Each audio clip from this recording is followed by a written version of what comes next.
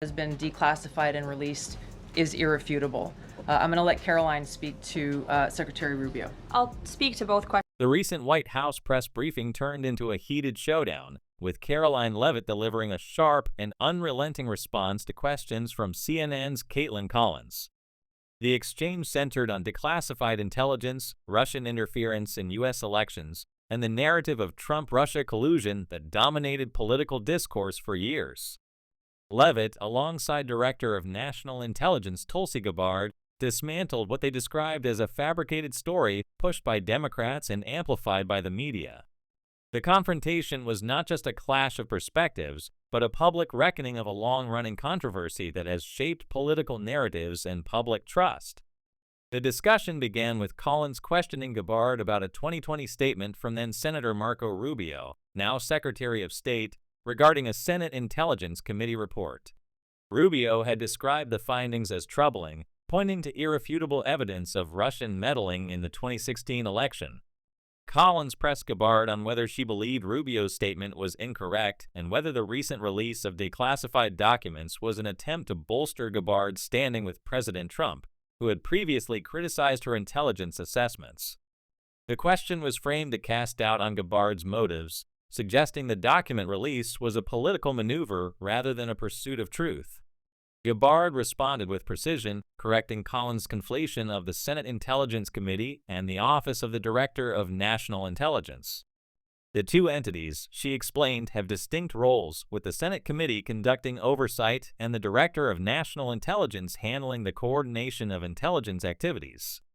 This distinction was critical, as Collins' question implied a uniformity of findings that didn't exist.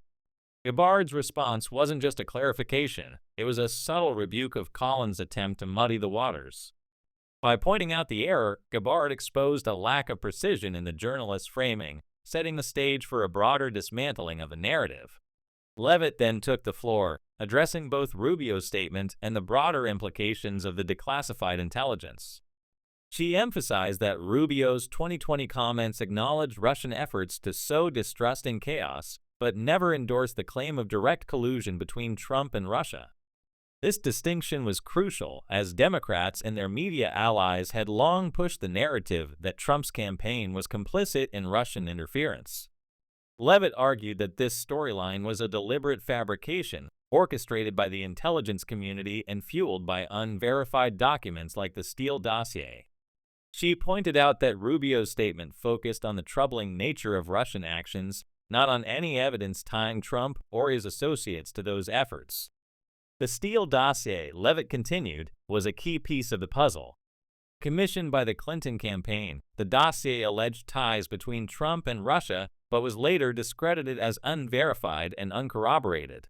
Despite its shaky foundation, it was treated as credible by major media outlets, which ran with its claims without rigorous scrutiny. Leavitt called out this failure, accusing the press of amplifying a politically motivated document to smear Trump. She highlighted the FBI's handling of the dossier under then-Director James Comey, noting that the agency relied on it without verifying its sources or methodology. This, she argued, was not just a lapse in judgment, but a deliberate effort to undermine a sitting president. Leavitt's remarks were not just a defense of Trump, but an indictment of a broader ecosystem of political operatives, intelligence officials, and media figures who, in her view, colluded to perpetuate a hoax. She named figures like James Clapper, Andrew McCabe, and Comey, accusing them of continuing to spread falsehoods through their roles as media commentators. These individuals, she argued, were not neutral analysts, but active participants in a campaign to erode public trust in Trump's presidency. By hiring them as contributors, news networks gave a platform to those who had already been implicated in pushing a false narrative. Collins, undeterred, pressed further, suggesting that Gabbard's release of the declassified documents was a calculated move to regain favor with Trump after he publicly questioned her assessments on Iran. Leavitt swiftly rejected this premise, turning the question back on Collins. She asked who, exactly, was claiming that Gabbard's motives were self-serving. When Collins pointed to Trump's own statements, Leavitt dismissed the idea as a media-driven attempt to sow discord within the administration. She insisted that Trump had full confidence in Gabbard, and that the cabinet was united in its mission to deliver on the president's promises. This response was not just a defense of Gabbard, but a broader rejection of the media's tendency to manufacture drama for political gain. The exchange grew more intense as Leavitt addressed the declassified documents directly. Among them was a December 2016 presidential daily briefing that, according to Gabbard, showed no evidence that Russia stole the election. This briefing, which was withheld from Trump during his transition as president-elect, contradicted the narrative of Russian collusion that was gaining traction at the time. Gabbard suggested that the decision to withhold the document may have been motivated by a desire to protect the collusion narrative, which had been fueled by the Steele dossier and amplified by Democrats. Leavitt echoed this, arguing that the Obama administration, including then Vice President Joe Biden, was complicit in allowing the false narrative to spread. The implications of this claim were significant. If true, it suggested a coordinated effort within the highest levels of government to mislead the public and undermine an incoming president. Leavitt framed this as a betrayal of the American people, accusing the Obama administration of prioritizing political agendas over transparency. She pointed to the media's role in this deception, noting that outlets had treated the Steele dossier as fact without questioning its origins or veracity. This, she argued, was not journalism but activism, with reporters acting as extensions of a political machine rather than independent watchdogs. Collins' questions also touched on the legal ramifications of the declassified documents. She asked whether the White House believed the Supreme Court's recent immunity decision would protect former President Obama from prosecution. Leavitt didn't directly answer the question, but emphasized that those responsible for perpetuating the Russia collusion narrative should face accountability. She left open the question of what form that accountability might take, whether through legal action, public repudiation, or other means, but stressed that the damage caused by the hoax was real and demanded a response. The mention of figures like Clapper, McCabe, and Comey underscored her point that the deception was not an abstract issue, but one tied to specific individuals who wielded significant power. The broader context of the briefing was a reflection of the deep divisions that have characterized American politics since 2016. The Russia collusion narrative, which consumed much of Trump's first term, was driven by a combination of intelligence leaks, media speculation, and political rhetoric. Democrats, including Hillary Clinton and Senator Tim Kaine, repeatedly framed Trump as a Russian asset, with figures like Adam Schiff claiming to have evidence of collusion that was never substantiated.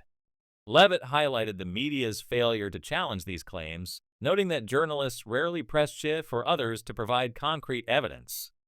This lack of scrutiny, she argued, allowed the narrative to take hold, shaping public perception and fueling distrust in institutions.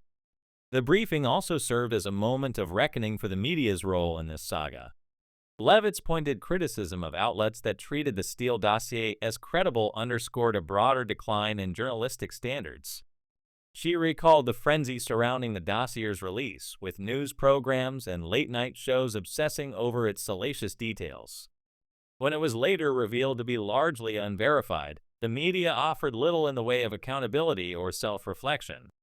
Instead, they moved on to new narratives, leaving the public to grapple with the consequences of a divided nation. Leavitt's performance in the briefing was notable for its clarity and forcefulness. She didn't just respond to Collins' questions. She reframed the entire conversation, shifting the focus from Gabbard's motives to the broader issue of institutional deception. By calling out specific individuals and outlets, she put the media on notice, signaling that the administration would not shy away from confronting its critics. Her ability to weave together facts, context, and moral outrage made the exchange a standout moment in the ongoing battle over political narratives. For Gabbard, the briefing was an opportunity to assert her authority as Director of National Intelligence and to push back against attempts to undermine her credibility. Her correction of Collins' factual error was a subtle but effective way of establishing her expertise and deflecting the journalist's attempt to cast doubt on her motives. By focusing on the substance of the declassified documents, Gabbard kept the conversation grounded in evidence rather than speculation, a stark contrast to the media's approach during the height of the Russia collusion saga.